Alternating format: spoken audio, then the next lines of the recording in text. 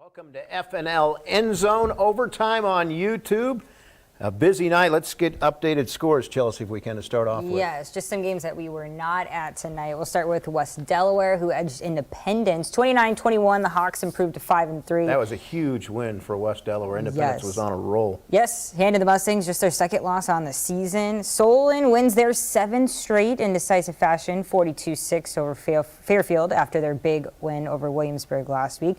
Northwind, I know you had them on Iowa Live. Yeah. They needed this one. They had to win this game to clinch a playoff spot, right, and they right. won big. I mean, they beat up on Bellevue by 50, as you can see. Their defense had 8 interceptions tonight. Wow. Yes, and then Iowa City Regina hands Wilton their first loss of the season, shutting out the Beavers. That's an impressive win for Regina.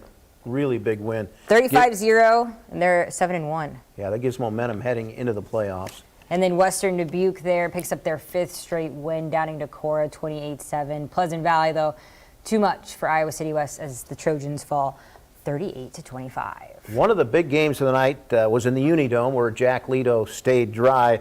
Kennedy loses to Cedar Falls. Cedar Falls wins this one 17-14, and just a terrific football game. Cedar Falls, very difficult to beat in the Unidome. If we can check out some highlights from that one. They're always hard to beat in the Dome. Well, and they even said it, I know Jack talked to them this week, that they want to continue playing in the Unidome because this is their last season, that this is their home field. So I think they have a lot more to play for. Yeah, but it's still shocking. Yeah, they can play in the playoffs if they get, but they got a brand new stadium that they're going to play outdoors right on campus on their new school next year. Yeah, they're pretty evenly matched. Two pretty good football teams. Obviously, turnovers play a big part in games like this, and it did in this one because Kennedy was on a roll. I thought they would be a really hard out, and obviously they're still going to be a playoff team too. Yeah, this was and a big still will upset. be. Yeah, this was a big upset, and it seems like maybe some just miscues, just turnovers, like you said right there, that kind of gave it to Cedar Falls. Yeah, big win for Cedar Falls. That'll give them some momentum as they get ready to head to the playoffs, and Kennedy maybe gets them refocused again. Yes. That happens, Yeah. Let's talk about City High and Linn-Mar. This was a game with huge playoff implications. The winner pretty much in, the loser pretty much out. City High with a 30-0 shutout tonight. Shocking. We know Linn-Mar's a little beaten up, just injury-wise and everything, but ever since they kind of put Bobby Bacon back there at quarterback, he's kind of been just a spark for this offense.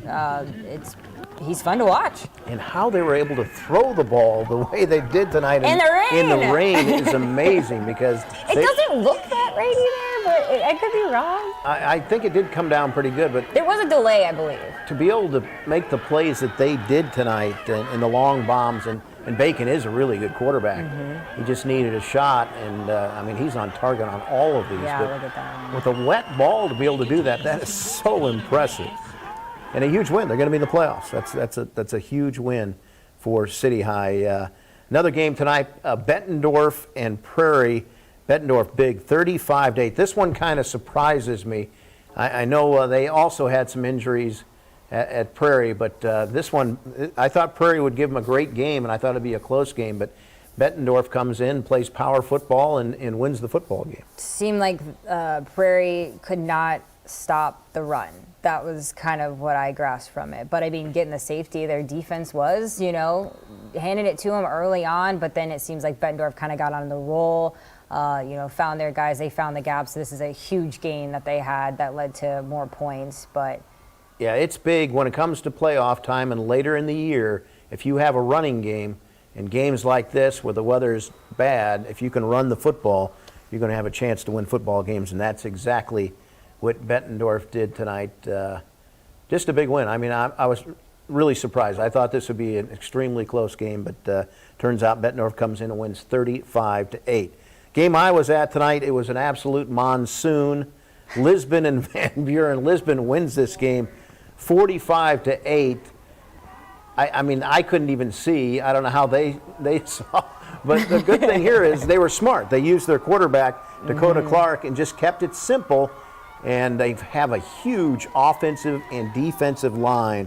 They're a Class A school. They have the size of a 3A, 4A football team, and they just pounded on Van Buren. This is an undefeated football team. The slide there. I thought he was going to take me out for a while. So And that guy much water had on the that most field. important job, trying to keep the balls dry. But just Look at the splash just coming up from the field. There's so much Lisbon water. finishes the season undefeated. Wow. Yeah, the regular season undefeated as they get ready for the playoffs. And with that big offensive line, they're going to be a tough out when they get to the playoffs. Yeah, those QB keepers, those were, I mean, if you could do that, if your QB can run like that, they were working tonight in a lot of teams' favors. I was at West Branch, and they beat down Durant, but yeah, that was working for them, especially in these conditions.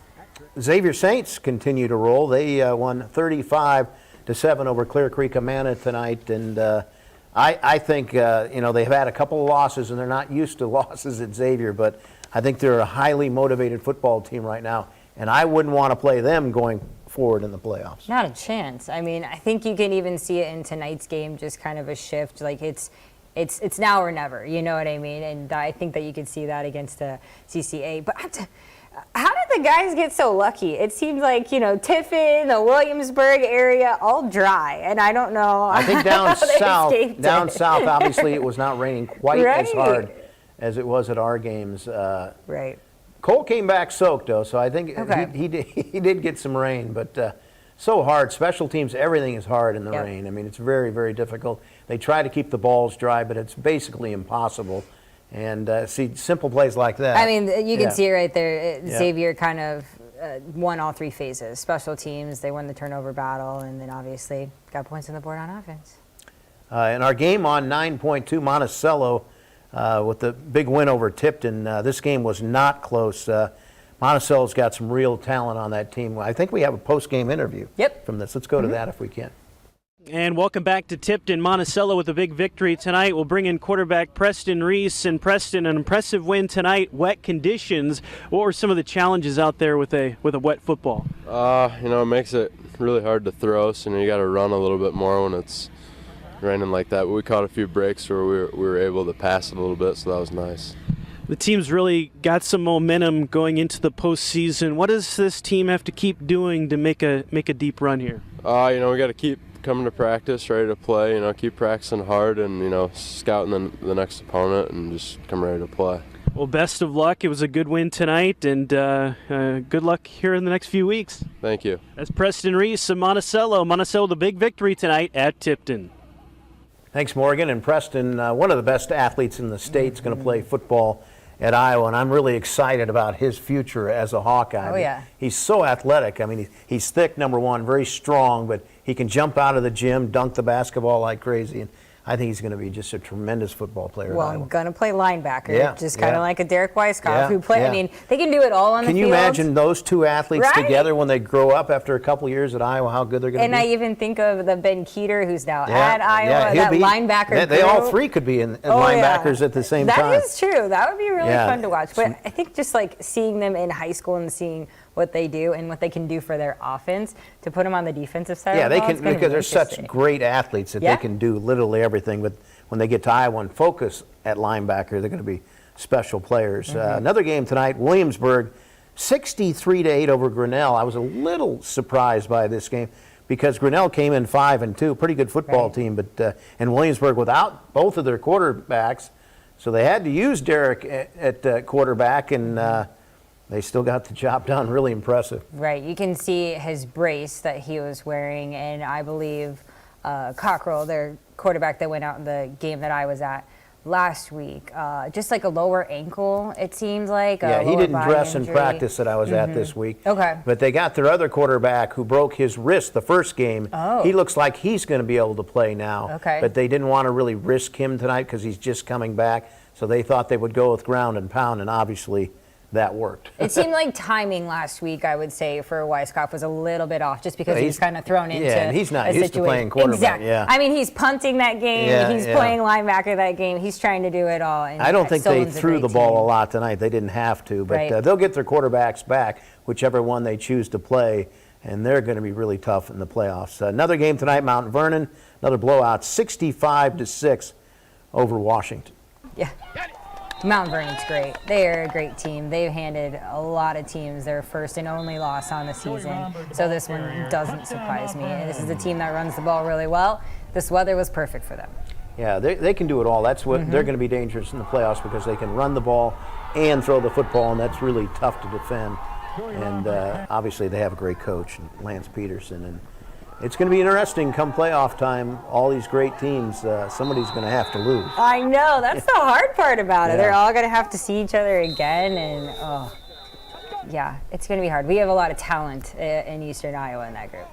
Yeah, look at those strikes, and they were able to throw the ball in the rain, which is nice spiral and game, it was too. really raining hard. I was at Lisbon. This is just down the road, Right. So I know how hard it was coming down and how hard it was for Lisbon to throw the football. So to be able to throw the football in that weather is just amazing. They make it look easy. Just amazing. All right, we're going to do this again next week. We got to start the playoffs next week for I the smaller know. schools, and then the final regular season game for the larger schools, and then they'll hit the playoffs. So it's getting I'm ready. a fun time. Yeah, All right? ready for We'll see you playoffs. here next week, everybody.